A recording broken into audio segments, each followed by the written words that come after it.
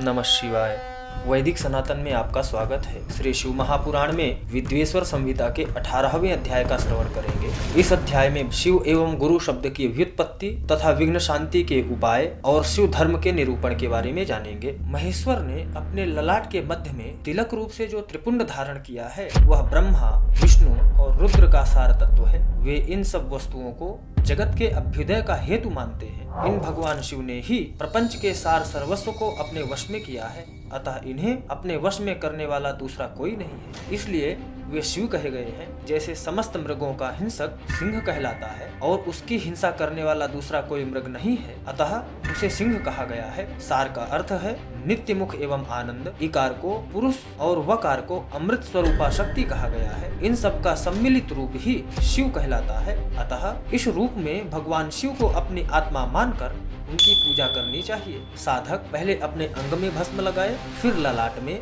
उत्तम त्रिपुंड धारण करे। पूजा काल में सजल भस्म का उपयोग होता है और द्रव्य शुद्धि के लिए निर्जल भस्म का। दिन हो अथवा रात्रि, नारी हो अथवा पुरुष, पूजा करने के लिए उसे भस्म जल सहित ही त्रिपुंड रूप में ललाट पर धारण करना चाहिए। जल मिश्रित भस्म को त्रिपिंड रूप में धारण करके जो व्यक्ति शिव की पूजा करता है उसे शाम्भ शिव की पूजन का फल तुरंत प्राप्त होता है। यह सुनिश्चित है।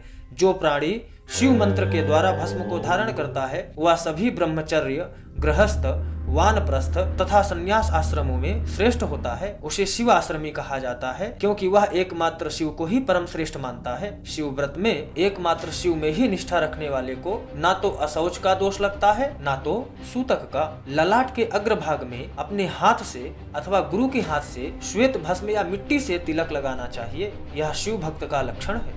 जो गुणों का रोध करता है वह गुरु है। यह गुरु शब्द का विग्रह कहा गया है। गुणातीत परम शिव राजस आदि सविकार गुणों का अवरोध करते हैं, दूर हटाते हैं। इसलिए वे सबके गुरु रूप का आश्रय लेकर स्थित हैं। गुरु विश्वासी शिष्यों के 3 गुणों को पहले दूर करके उन्हें शिव तत्व का बोध कराते हैं, इसीलिए गुरु कहलाते हैं। अतः बुद्धिमान शिष्य को उन गुरु के शरीर को गुरुलिंग समझना चाहिए।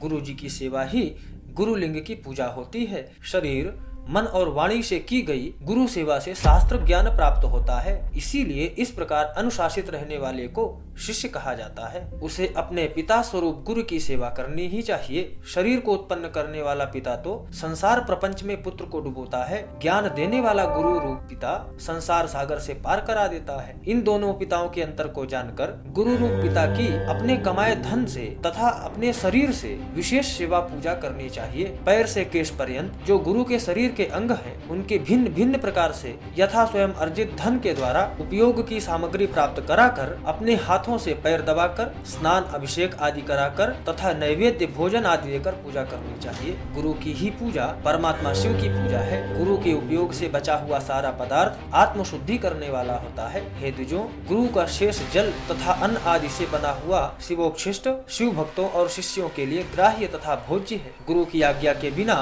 उपयोग में लाया हुआ सब कुछ वैसा ही है जैसे चोर चोरी करके लाई हुई वस्तु का उपयोग करता है। गुरु से भी विशेष ज्ञानवान पुरुष मिल जाए तो उसे भी यत्न पूर्वक गुरु बना लेना चाहिए। अज्ञान रूपी बंधन से छूटना ही जीवन मात्र के लिए साध्य पुरुषार्थ है। अतः जो विशेष ज्ञानवान है वही जीव को उस बंधन से छुड़ा सकता है। ओम नमः शिवाय।